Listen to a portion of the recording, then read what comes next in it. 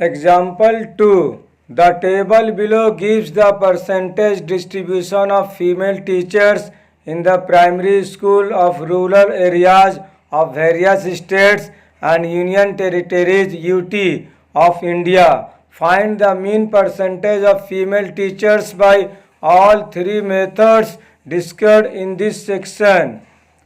Percentage of female teachers, number of states or union territories UT 15 to 25 6, 25 to 35 11, 35 to 45 7, 45 to 55 4, 55 to 65 4, 65 to 75 2, 75 to 85 1.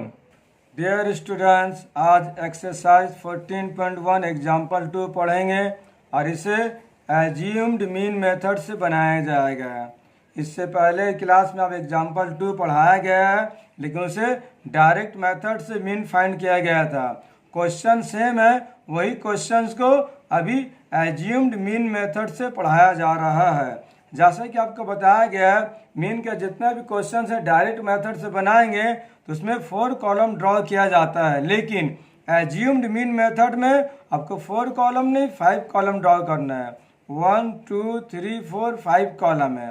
पहला column वही CI का, दूसरा column frequency app का, तीसरा column x का। यहाँ fourth और फिफ्थ कॉलम ये ऐड एक्स्ट्रा है, तो फोर्थ कॉलम इसका D equal to x minus a रहेगा। इससे पहले जो बताया गया था, फोर्थ कॉलम में एफ और एक्स को मल्टीप्लाई किया जाता है, लेकिन एज्यूम्ड मीन मेथड में फोर्थ कॉलम जो रहेगा कॉलम रहेगा D equal to x minus a का, और फिफ्थ कॉलम जो रहेगा एफ और डी को मल्टीप्लाई करके बनाना है। इससे पहले जो डायरेक्ट मीन मेथड में बताया गया था, ये क्लास इंटरवल दिया हुआ है, क्वेश्चन है वहाँ से देख के CI को उतारा गया है। पहला CI है 15 से 25, फिर है 25 से 35, फिर है 35 से 45, फिर है 45 से 55, फिर है 55 से 65, फिर 65 से 75, 75 से 85, और CI का कॉलम के नीचे में लिखना है टोटल। ये क्वेश्चंस में दिया हुआ है, देख के उतारा गया है। और फ्रीक्वेंसी भी क्वेश्चंस में दिया है, इसी में उतारा गया है। पहला फ्रीक्वेंसी 6 है, दूसरा 11 है, तीसरा 7 है, फिर 4 है, फिर 4 है, फिर 2 है, फिर 1 है। ये सभी के ऐड करने पर हो रहा 35। आज क्लास मार्क्स फाइंड करने का तरीका आपको बताया गया है। लोअर लिमिट अपर लिमिट को ऐड करके 2 से डिवाइड करना है। तो 15 और 25 को ऐड करने पर 40 हो रहा, 2 से डिवाइड करने पर 20 आ रहा। 25 को 35 से ऐड करने पर हो जाएगा 60, 2 से डिवाइड करने पर हो रहा 30। या इस तरह भी बना सकते हैं। इसमें डिफरेंस कितना का 10 का डिफरेंस है। पहला क्लास मार्क्स फाइंड कर लिए, अब जितना डिफरेंस है सभी में डिफरेंस सेम है, 10 का डिफरेंस है, सभी में 10 ऐड करेंगे। तो 20 में 10 ऐड करने पर 30 हो रहा, 30 में 10 ऐड करने पर 40 हो रहा, 40 में 10 ऐड करने पर 50 हो रहा, 50 में 10 ऐड करने पर 60 हो रहा, 60 में 10 ऐड करने पर 70 हो रहा, 70 में 10 ऐड करने पर 80 हो रहा। ये क्लास मार्क्स जो डायरेक्ट मीन मेथड से बताया गया था, ये आपको फाइंड करके बताया गया है, इसीलिए इसको ऑलरेडी लिख के बताया जा रहा है कि टाइम हमारा ज़्यादा बर्बाद नहीं हो, वेस्ट नहीं हो। अब नया कॉलम आया, ये CI F और X निकालने का तरीका आपको बताया गया। ये एक नया column D, assumed mean method में एक नया कॉलम D आता है। इसका फार्मूला है D equal to x minus A. X क्या? क्लास मार्क्स है, और ए क्या है? ये क्लास मार्क्स में जो बीच में है 1 2 3 4 5 6 7, 7 क्लास मार्क्स में बीच में कौन आ रहा? 50 आ रहा, इसे ए एज्यूम कर लिए। जो क्लास मार्क्स में जो बीच में रहेगा उसको ए मान लेंगे।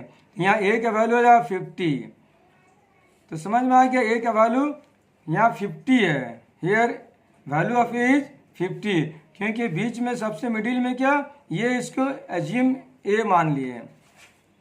फार्मूला हम लोग का डी का फार्मूला है एक्स माइनस ए, यानी एक्स में से ए माइनस करना। ये हमारा क्या 50 है, एक्स यहाँ 20 है, 20 में 50 माइनस करेंगे माइनस 30, 30 में 50 माइनस करेंगे आ जाएगा माइनस 20, 40 में 50 माइनस कर रहे हैं, आ जाएगा -10।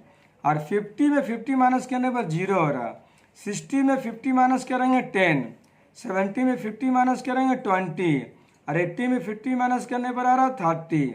ये डी निकालने का तरीका आपको समझ में आ गया। एक्स माइनस यानी क्लास मार्क्स में जो वैल्यू है उसका वैल्यू से ये ए को सब्ट्रैक्ट करना है। इस तरह आपको डी का वैल्यू फाइंड हो गया। अब यहाँ पास फिफ्थ कॉलम में एफ मल्टीप्लाई डी यानी एफ और डी को मल्टीप्लाई करना है। यहाँ का वैल्यू 6 है और डी का वैल्यू -30 है, तो 6 को -30 से मल्टीप्लाई 6 को -30 से मल्टीप्लाई करने पर आ रहा है -180। फिर 11 को -20 से मल्टीप्लाई करने पर आ रहा है -220। 7 को -10 से मल्टीप्लाई करने पर आ रहा है -70। 4 को 0 से मल्टीप्लाई करने पर 0 आ रहा है। 4 को 10 से मल्टीप्लाई करने पर 40 हो रहा। 2 को 20 से मल्टीप्लाई करने पर 40 हो रहा और 1 को 30 से मल्टीप्लाई करने पर 30 हो रहा। अब सभी को ऐड करना है। ऐड करने का सिंबल है सिग्मा, इसको समेशन सिग्मा बोलते हैं। और एफ डी को ऐड कैसे, सिग्मा एफ डी। अब सबको ऐड करेंगे तो ऐड करने पर हो जाएगा पॉजिटिव वैल्यू ऐड करना, नेगेटिव वैल्यू ऐड करके फिर उसको सब्ट्रैक्ट करना है, तो यह आ जाएगा -360 using the assumed mean method. यहाँ जो मीन बनाया जा रहा है एज्यूम्ड मीन मेथड से बनाया जा रहा है। इसका फार्मूला होता है mean is equal to A plus sigma F D by sigma F. Direct method में क्या था, mean is equal to sigma F X by sigma F. लेकिन एज्यूम्ड मीन मेथड का फार्मूला होता है mean is equal to A plus sigma F D by sigma F. अब सभी के वैल्यू पुट करना है, इसको सिंप्लीफाई करना है।